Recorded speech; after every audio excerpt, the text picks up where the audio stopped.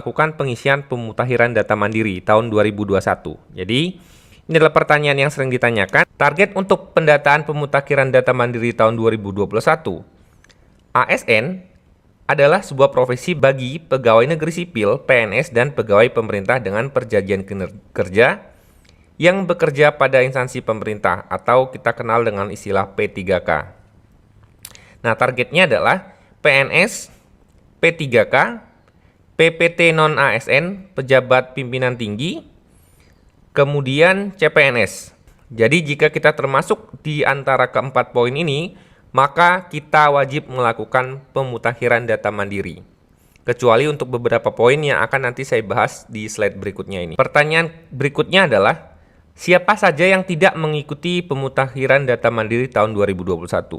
PNS yang tidak mengikuti PDM 2021 adalah, yang pertama adalah PNS itu tidak ikut pada EPU PNS yang diadakan oleh BKN pada tahun 2015 yang lalu. Jadi, status kepegawaiannya itu dianggap tidak aktif karena tidak mengikuti PU PNS pada tahun 2015. Gitu ya. Jadi, ini adalah bagi PNS-PNS yang ketika itu sudah diterima menjadi PNS dan tidak mengikuti EPU PNS, sehingga data kepegawaiannya itu statusnya tidak aktif.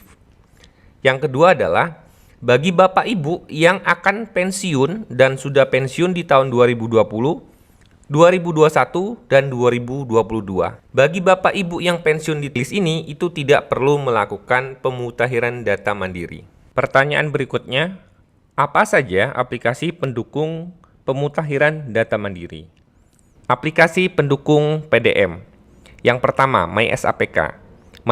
MySAPK adalah aplikasi berbasis teknologi seluler untuk ASN yang terintegrasi dan terhubung secara daring dengan database ASN nasional untuk informasi profil ASN. Jadi untuk pemutakhiran data mandiri, Bapak Ibu wajib melakukan akses ke MySAPK, baik itu menggunakan aplikasi MySAPK yang berbasis Android yang Bapak Ibu download menggunakan Play Store atau Bapak Ibu bisa akses langsung ke web MySAPK di mysapk.bkn.go.id. Yang kedua adalah CASN. CASN adalah rangkaian informasi dan data mengenai pegawai ASN yang disusun secara sistematis, menyeluruh, dan terintegrasi dengan berbasis teknologi yang dituangkan ke dalam bahasa pemrograman. Jadi SIASN adalah aplikasi yang digunakan untuk melakukan pemantauan dan monitoring data-data profil ASN yang sudah terintegrasi. Jadi hasil dari rekapan yang sudah Bapak Ibu isi di MySAPK akan dilakukan pengecekan dan verifikasi melalui aplikasi CASN. Kemudian yang ketiga adalah Helpdesk. Helpdesk adalah layanan bantuan terintegrasi yang diperuntukkan bagi pegawai negeri sipil apabila mengalami kendala terkait MySAPK. Jadi, kita memiliki 3 sistem yang terlibat di sini yang mendukung aplikasi PDM.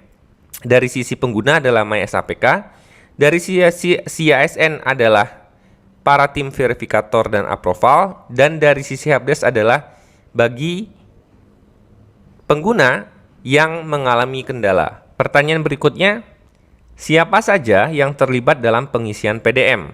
Nah, user-user PDM itu terdiri dari 4 pengguna.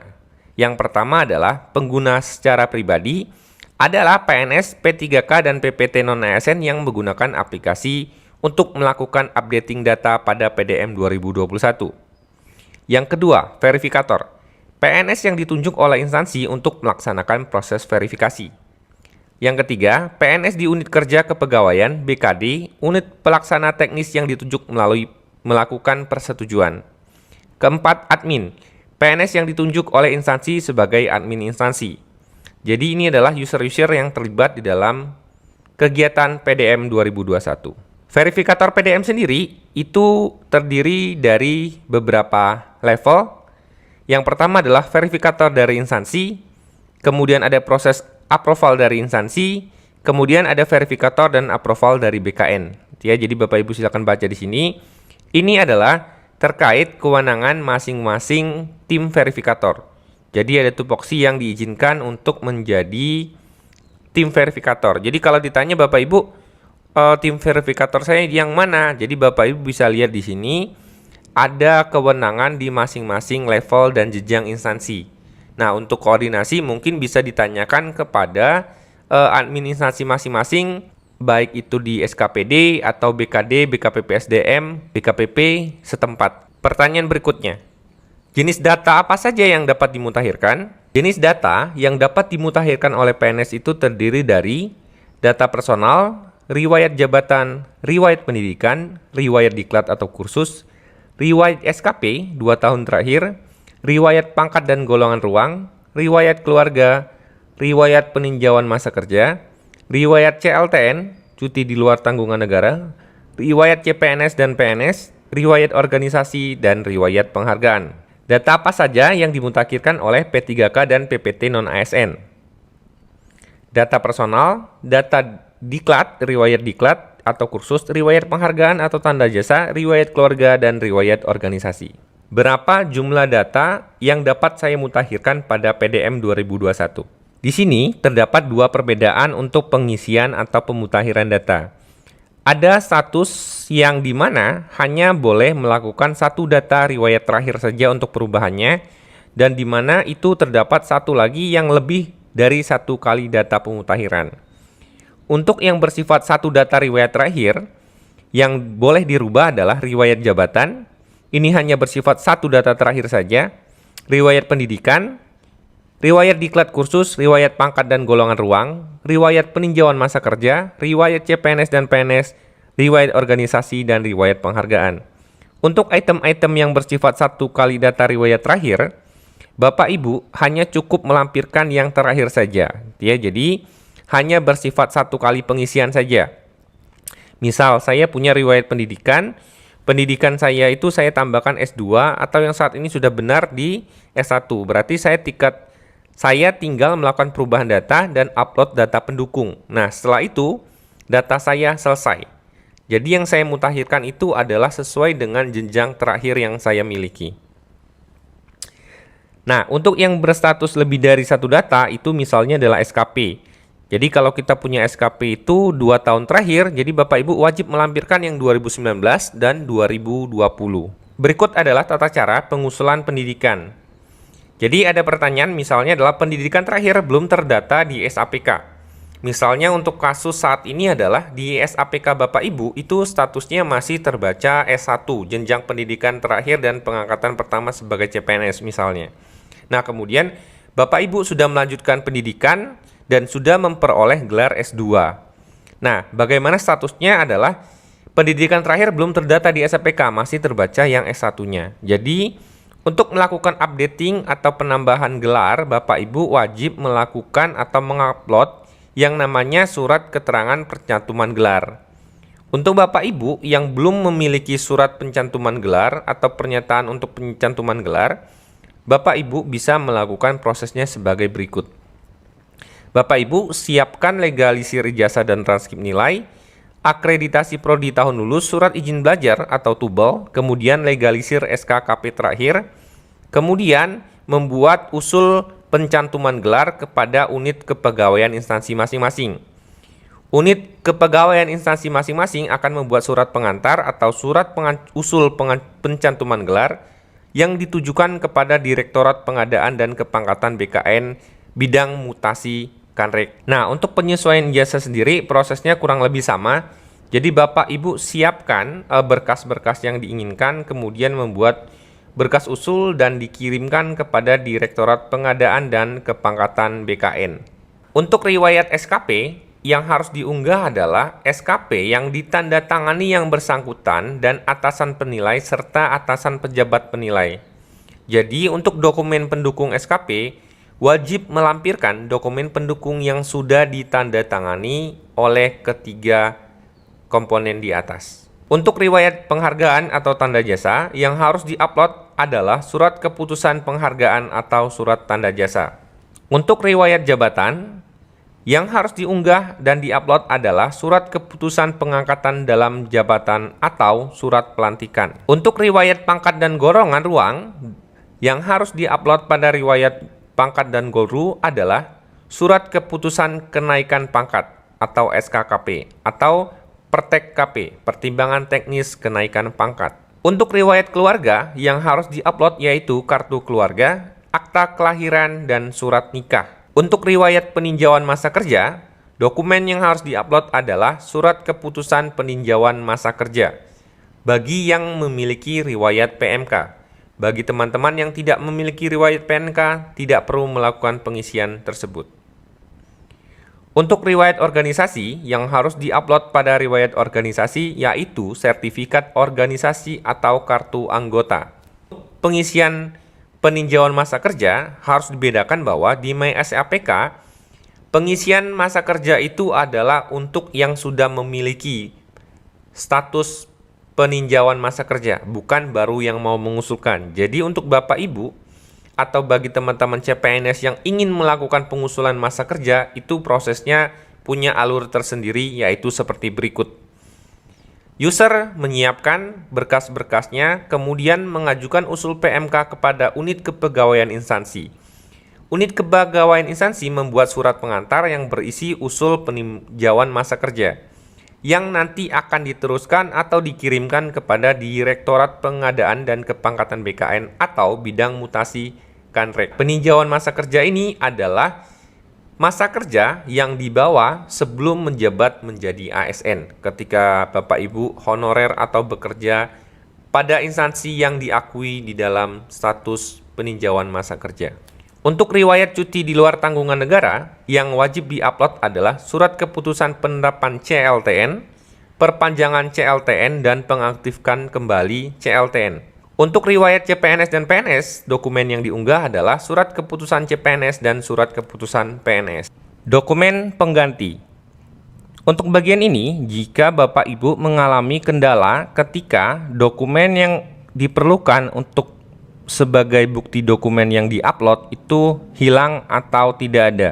Berikut ini adalah dokumen pengganti yang diizinkan atau diperbolehkan. Contoh, untuk pangkat dan golongan, yang diupload itu adalah SKKP, sementara jika tidak ada dapat digantikan dengan fotokopi legalisir SDM atau scan taka. Jadi Bapak Ibu dapat menggunakan legalisir dari Biro SDM atau scan melalui tata naskah.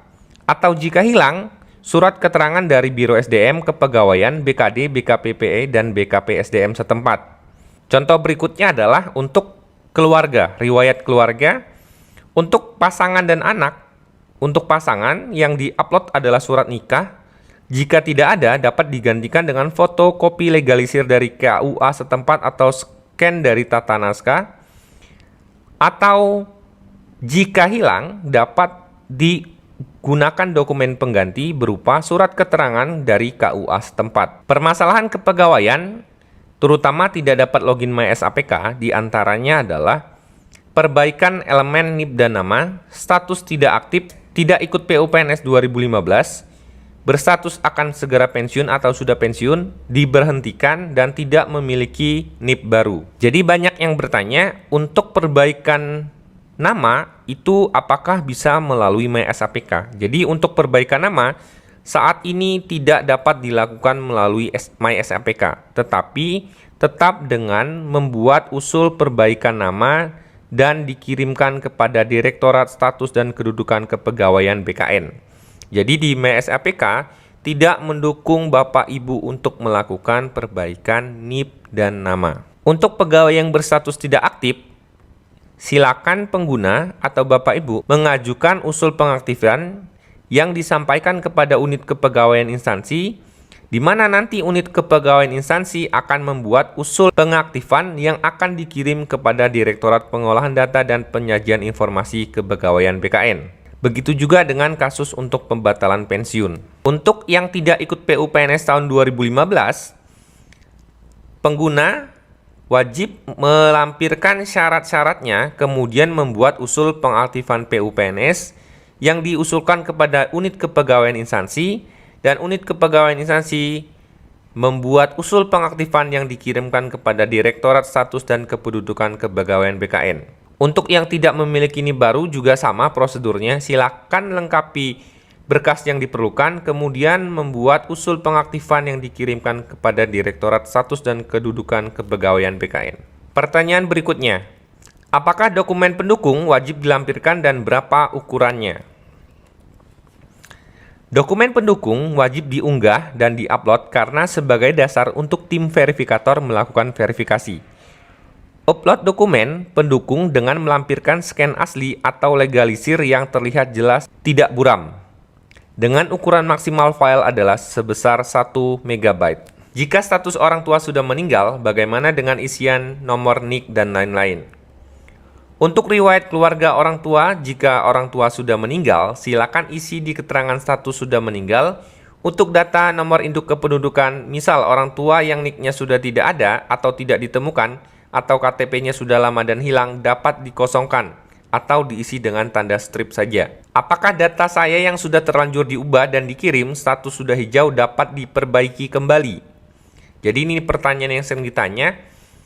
Untuk data dengan status sudah terkirim untuk pengajuan, maka tidak dapat dilakukan perubahan kembali. Karena data yang sudah dikirim dan berwarna hijau akan masuk ke inbox verifikator. Dan tidak ada turun status dalam aplikasi MySAPK. Untuk perbaikan dapat menghubungi tim verifikator masing-masing. Jika orang tua adalah pensiunan PNS, diisi apa? Jika orang tua adalah pensiunan PNS atau tidak aktif lagi, maka pekerjaan orang tua diisi dengan status bukan PNS. Saya akan segera pensiun, apakah wajib melakukan pengisian PDM? Ini sudah dibahas tadi, jawabannya adalah PNS dengan status akan pensiun di 2021 atau 2022 tidak perlu melakukan pengisian PDM kembali. Apakah sanksi jika tidak mengikuti pemutakhiran data mandiri? Jika tidak melakukan pemutakhiran data mandiri, maka status kepegawaian akan dianggap tidak aktif, sehingga tidak dapat melakukan proses yang berhubungan dengan kepegawaian selanjutnya.